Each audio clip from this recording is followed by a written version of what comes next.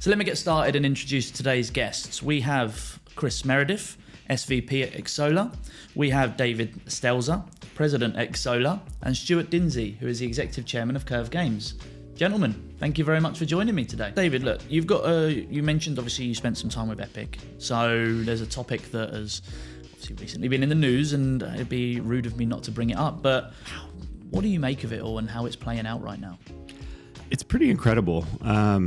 You can call it a David and Goliath story or whatever you want to around that, but thinking back to when this started, when I was still at Epic, it came as a big surprise to everybody because Tim Sweeney had probably told like a handful of folks.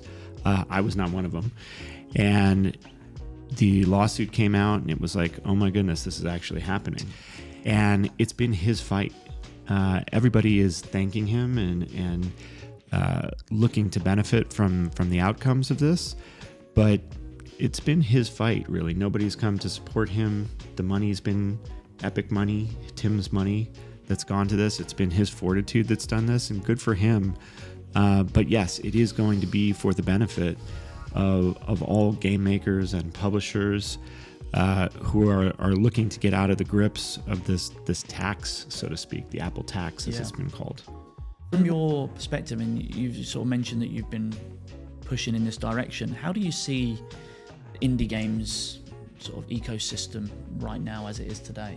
It's refinding itself after a detrimental period through probably post-pandemic through to 24, where a lot of developers and indie publishers had to take on an investment in the period that I call the dash for growth.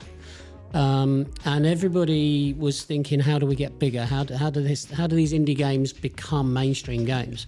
Rather than how do they become breakout hits? It's not good enough that you can develop. It's not good enough you've got those talents. You've got to understand what your go-to-market is, even if it's 2 years away.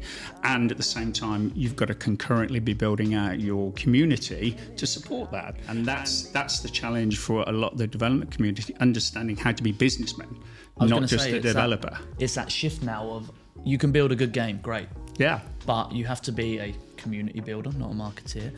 You have to be able to understand the business and the economics of it. Totally. And that's what's going to make you successful, because building it. If you had to give obviously one piece of advice to a new indie team that were developing something this year or wanting to try and build something meaningful this year, what would it be?